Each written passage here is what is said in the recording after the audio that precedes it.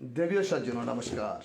डीएसटीवी India news और डीएसटीवी दार्जिलिंग वो विलक्षण फेरी एक बार तबर को समक्ष लाइव में आज मैं हिंदी में लाइव में जाऊंगा क्योंकि पहले चरण की चुनाव संपन्न हो चुके हैं बंगाल में और भी 142 सीटें की चुनाव संपन्न होने बाकी है। प्रक्रिया 29 को होंगे।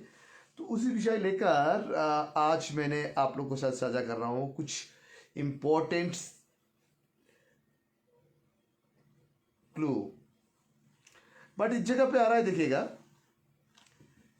चुनाव तो इस बार जो हो रहा है दोनों पार्टी के अंदर में ही सीमाबद्ध है। ऐसा नहीं है तीसरा कोई पार्टी है जो पार्टी सत्ता में आ सकते हैं, वो 10-20 सीट की कतार में आ सकते हैं। देखिए, दोनों फूल के बीच की लड़ाई में एक दिल्ली का फूल है, एक बंगाल का फूल है। एक दिल्ली का सियासतधारी फूल है और एक बंगाल की सियासतधारी फूल है। ये दोनों फूल की जो चुनावी प्रतिस्पर्धा हो रहा है, बहुत क्लोज प्रतिस्पर्धा हो रहा है। काल की जो चुनाव संपन्न हो चुके हैं जिसमें रिकॉर्ड परिमाण मतदान कास्ट हो चुका है, वोट कास्ट हो चुका है। तो देखिएगा, चुनाव की इतना मतदान होने का वजह क्या है? जब ज़्यादा वोट गिरते हैं ना, तब परिवर्तन की एक लहर जनता के सामने में आ जाते हैं। हमेशा ये सिर्फ एशियन पॉलिटिक्स में नहीं, हिंदुस्तान का पॉलिटिक्स में भी नहीं है, वर्ल्ड में जहाँ भी ये चीज़ बहुत स्पष्ट नजर आते हैं। जब चुनाव के परसेंटेज हाइक हो जाते हैं, आप लोग को याद होंगे शायद 2011 में लेफ्ट फ्रंट गवर्नमेंट को हटा के जब ममता जी का गवर्नमेंट आया था बंगाल में, तब उस वक्त चुनाव की वोट कास्ट मतदान की परिणाम मतलब परसेंटेज इतना था, पहले से रिकॉर्ड था। तो इस बार तो सब रिकॉर्ड ही ब्रेक करवा दिया। हिंदुस्तान के सारे रिकॉर्ड ब्रेक करवा दिया। बिहार में भी ऐसा हुआ था, लेकिन इतना परसेंटेज वोट गिरा नहीं था। तो जब वोट का कास्ट का परिमाण ज़्यादा होंगे, वोटिंग ज़्यादा होंगे, वोटर ज़्यादा मतदान करेंगे, वहाँ पे एक कहीं ना कहीं एक बड़ा इंगित उसका इंसाइट रह जाते हैं। देखिए, हर पॉलिटिकल पार्टी इस वक्त चुनावी मैदान में, देश के प्रधानमंत्री भी बंगाल में आया, प्रचार भी किया। आज सुबह जब गंगा में नौबहार चढ़ा, नौका में चढ़ा प्रतरस सुबह में, उधर में अमित शाह जी ने भी आज 24 परगना में, उत्तर 24 परगना में किसी जगह पे प्रोग्राम भी किया। तो चुनावी माहौल इतना गर्म चल रहा है। तो देखिएगा, बंगाल में जैसे लग रहा है ना, 152 सीटें का जो चुनाव संपन्न हो चुका है और 142 का जो रेस्ट 29 में सेकेंड फेज में होंगे, दूसरे चरण पे होंगे। तो उस जगह पे कुछ सवाल आ रहा है। देखिएगा, मैं आप लोग को यहाँ पे मैंने क्या लिखा, हमारा जो हेडलाइन है, आप लोग हेडलाइन थोड़ा इस पर गौर से पढ़ लीजिएगा। पहाड़ का जो लिमिट एक जगह है, 3 सीट का एक लिमिट राजनीति चलता है यहाँ पे, तब भी यहाँ पे बीजेपी का आक्रान बहुत स्ट्रांग मुझे लग रहा था और बीजेपीएम का भी बहुत स्ट्रांग लग रहा था। जिसे देखिएगा, चुनाव हकीकत में क्या है ना, जनता तैयार करते हैं चुनाव में किसको रुचेंगे बा उनका सपक्ष मतदान देंगे। दो फूल की लड़ाई में जनता को इस वक्त सिद्धांत लेना पड़ रहा है कौन फूल की तरह ईवीएम मशीन में बटन में खींचेंगे। तो एक बात क्या है ना, देखिएगा, साउथ बंगाल में अभी भी जितना जगह में चुनाव बाकी है, उस चुनाव का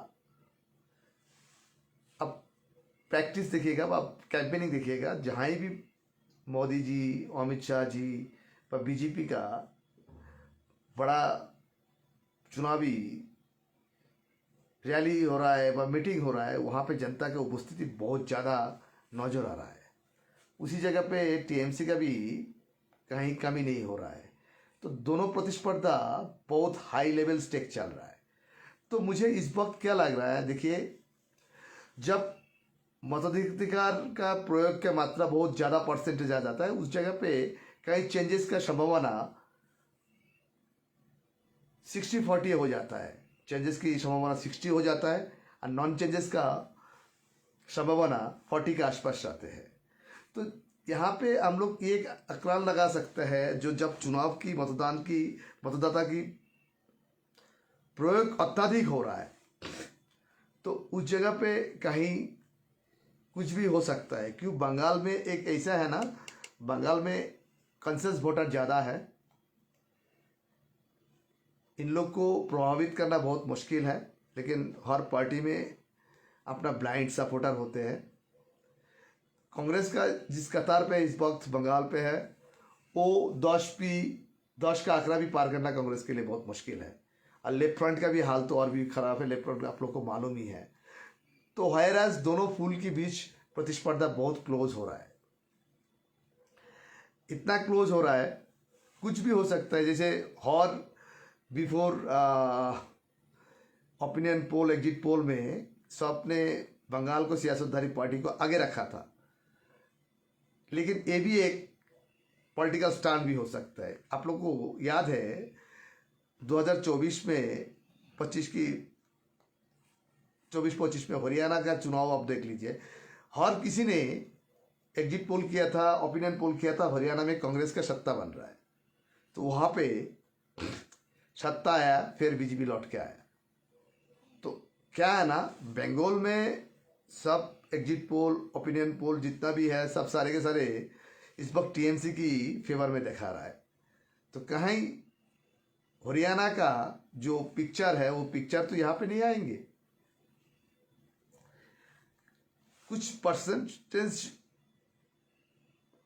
वोटर्स के अंदर में बंगाली और बांग्ला भाषा और बांग्ला संस्कृति में कुछ बुद्धिजीवी व आइडियोलॉजिस्ट जीतना है। बस सोचते हैं, लोग का कहना है बीजेपी यहाँ पे सत्ता में आएंगे तो यहाँ का कल्चर को अफेक्टेड होंगे। तो बात की बात, जब सत्ता में आएंगे तब देखा जाएंगे। लेकिन इस वक्त दोनों बड़ा का जुदाई में मुझे लग रहा है सिंगल मेजॉरिटी दोनों के लिए बहुत मुश्किल सामने आ रहा है। लेकिन जो मैजिक फिगर का जो आंकड़ा है ना, उसका नज़दीक का बहुत नज़दीक में जाके दोनों पार्टी को थमना पड़ेगा, जैसे लग रहा है मुझे। इस वक्त दोनों पार्टी को इतना नज़दीक में जाके रुकेंगे तो उस वक्त हॉर्स ट्रेडिंग जो होता है, बंगाल इस बार के हॉर्स ट्रेडिंग देख सकते हैं। मुझे लग रहा है इस बार बंगाल में हॉर्स ट्रेडिंग की एक बहुत बड़ा संभावना दिखाई दे रहा है। बंगाल में इस बार हॉर्स ट्रेडिंग की बहुत बड़ा एक संभावना हो सकते हैं, इसे एक अनुमान लग रहा है। जैसे देखिएगा, मैं आप लोग को एक बार बोलूंगा,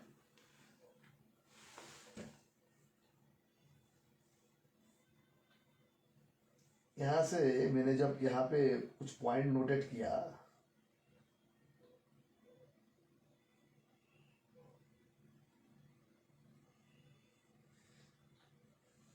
देखिए पहाड़ का ही छोटा सा एक एग्जांपल दूंगा मैं।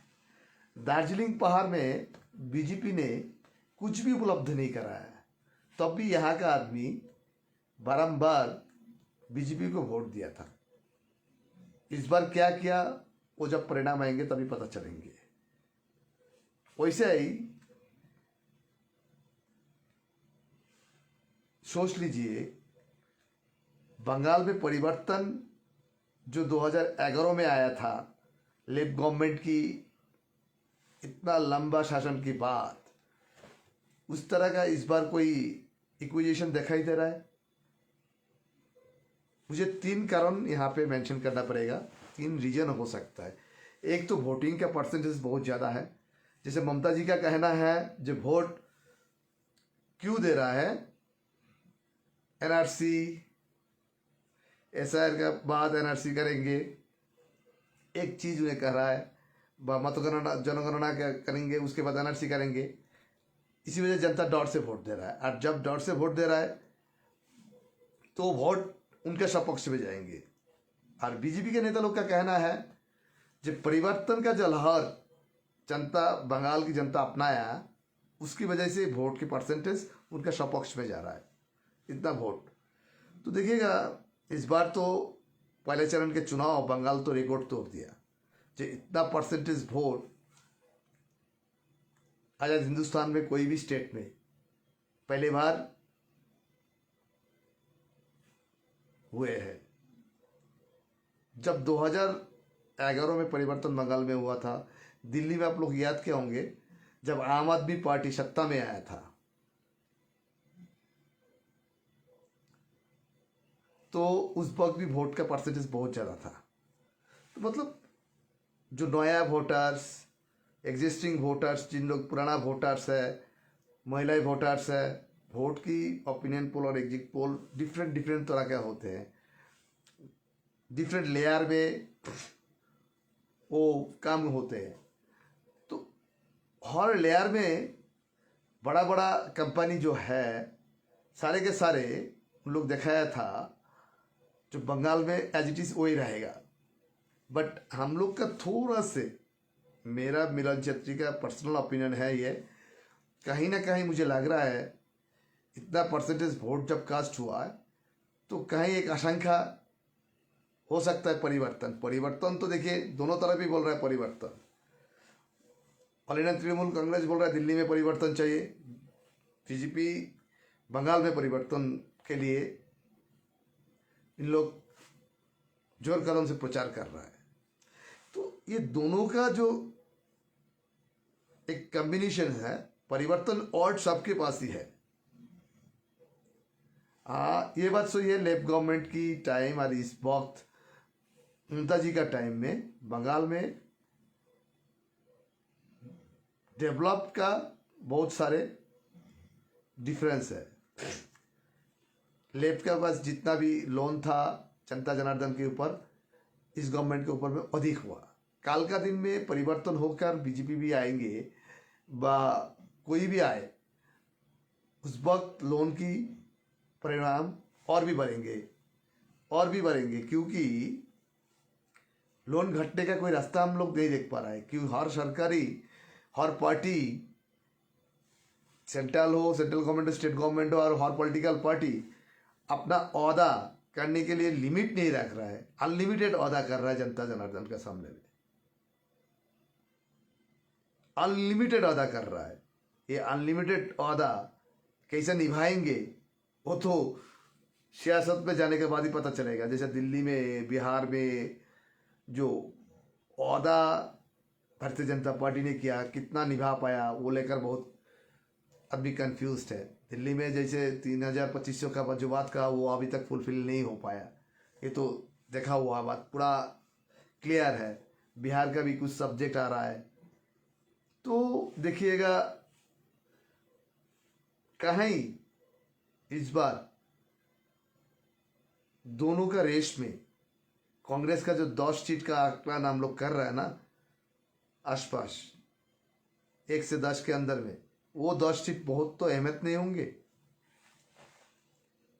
मीम का वोट का कटिंग कितना होंगे, ओवैसी जी का, हुमायूं जी का, एक विशेष संप्रदाय का वोट, बंगाल का सियासतधारी का जो पार्टी है उस तरफ का पल्ला भारी है।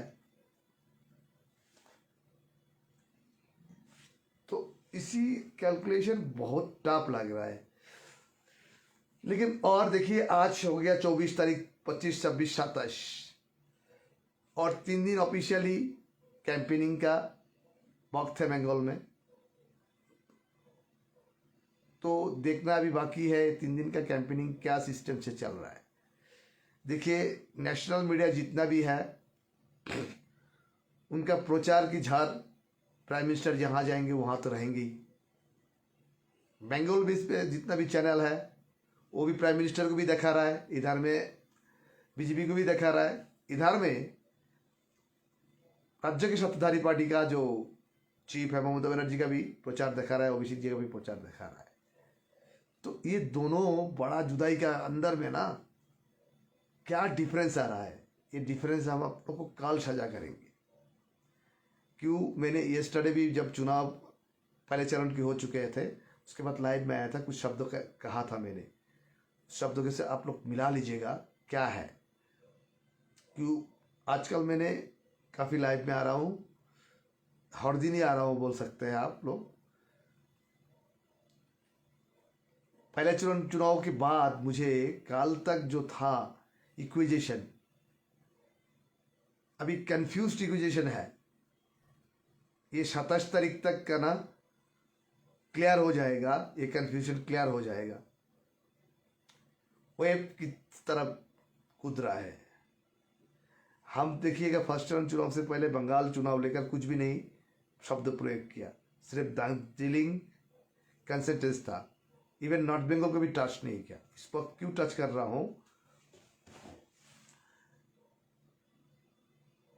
नॉर्थ बंगाल को भी टच नहीं किया था, सिर्फ दार्जिलिंग कंसेंटेंस था। क्यों, हम दार्जिलिंग का बाशिंदा होने के नाते से दार्जिलिंग का जो मांगे था वो मांग को लेकर मैंने बहुत सचेत था। क्यों, दार्जिलिंग लेकर दिल्ली वाले ने बहुत सारे झूठा कहा था, एश्योर किया था, वो एश्योर कोई अभी तक फुलफिल नहीं हुआ, तो हम एश्योर का ऊपर में डिपेंड नहीं कर सकते हैं।